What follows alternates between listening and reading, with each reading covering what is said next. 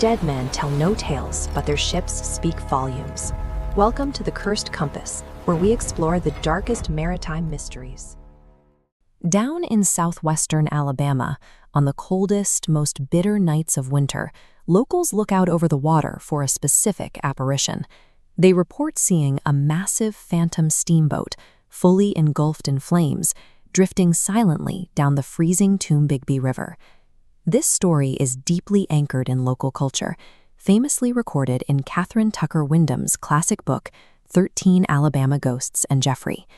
For generations of rivermen, spotting this glowing phantom in the fog is considered an ill omen, a warning to ships navigating those waters. But legends of phantom ships are rarely completely fabricated. They usually stem from a very specific psychological mechanism. When a region experiences a sudden, massive loss of life, folklore steps in to help the community process that collective trauma. To understand the myth, we have to look at the reality of the Tombigbee River in the mid-19th century. This photograph shows the wide, muddy banks and steep bluffs that characterized the environment during the peak of the steamboat era. This river was the actual route of a very real ship called the Eliza Battle. Launched in 1852, she was a massive 316-ton side-wheeled paddle steamer, moving people and cargo between Columbus, Mississippi and Mobile, Alabama. Tracing the historical record of this single vessel takes us away from campfire ghost stories and directly into the worst maritime disaster the Tombigbee River has ever seen. In her prime, the Eliza Battle was known as a floating palace. She was one of the most luxurious ships operating in the state, even hosting a reception for former President Millard Fillmore in 1854. But her operational record was far from perfect. Leading up to 1858, the steamboat had already suffered a string of minor fires, groundings, and near-miss accidents. By the time she departed Columbus in late February 1858, she was fully booked. The manifest listed between 50 and 60 passengers, along with a crew of 45, making their way downstream. This photograph shows the cargo layout on a similar sidewheeler of the era. The Eliza Battle was carrying over 1,200 bales of rock cotton, stacked aggressively along the open decks, right next to the passengers. You have a wooden luxury vessel, packed with people, carrying hundreds of tons of highly combustible raw plant material. The ship was a floating tinderbox. It only needed a single spark. That spark arrived at 1 a.m. on March 1st. As the Eliza Battle passed another steamer called the Warrior, a rogue spark from the passing ship's smokestack drifted over and landed directly in the stacked cotton. That night, a fierce north wind was sweeping down the river valley.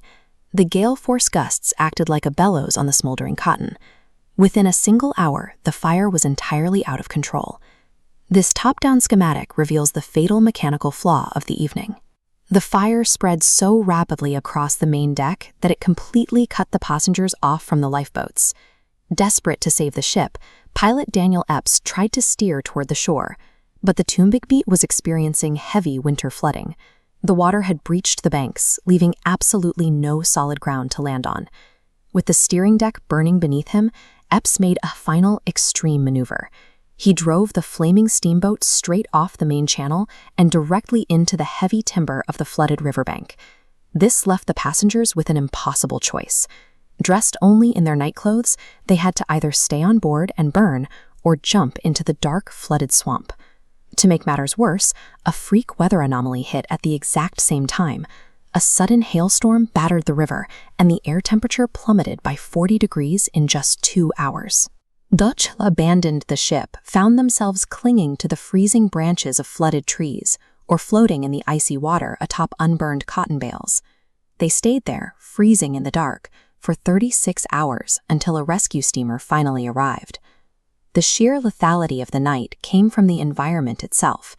The passengers were trapped between two opposing deadly forces, an uncontrollable blaze driving them directly into lethal, freezing waters. When the rescue operations finally concluded, the death toll stood at an estimated 33 people. Every single casualty was the result of drowning or severe exposure to the extreme cold. Following the fire, the charred hull sank below the surface. Today, the remains of the Eliza Battle sit under 28 feet of water at the bottom of the Tombigbee River near Pennington. The unique terror of that 40-degree temperature drop explains the specific details of the ghost story. It's exactly why local folklore insists the phantom ship only appears on freezing, windy winter nights. The scale of the disaster was too massive for the local communities to simply forget. Transforming the horrific event into a local legend became a way to culturally process the sudden loss of so many lives. The phantom steamboat of the Tombigbee functions as a permanent, floating memorial. By passing the story down through the generations, the region ensures that the victims of that freezing night remained firmly anchored in history.